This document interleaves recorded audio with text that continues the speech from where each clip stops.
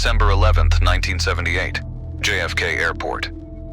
In just over an hour, a crew of gunmen pulled off the largest cash robbery in American history. This was the Lufthansa Heist. Working on an inside tip, 6 men stormed the cargo terminal, rounded up the guards, and forced them to open a high-security vault. They weren't just looking for pocket change.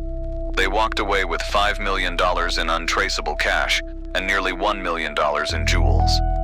Today, that's a staggering $25 million haul. But the heist didn't end with a celebration. It ended with a massacre. Jimmy the Gent Burke, the mastermind associated with the Lucchese crime family, grew paranoid. He didn't want any witnesses, and he certainly didn't want to pay out the shares. Within months, the cleaning of the house began. One by one, the people involved in the heist started turning up dead, found in garbage trucks, meat lockers, and buried under floorboards. Over a dozen bodies were linked to the aftermath. The craziest part? To this day, the stolen millions have never been recovered.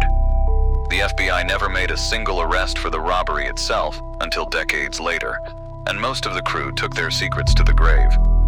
It remains a chilling reminder that in the mob, the only thing more dangerous than failing a job is actually succeeding.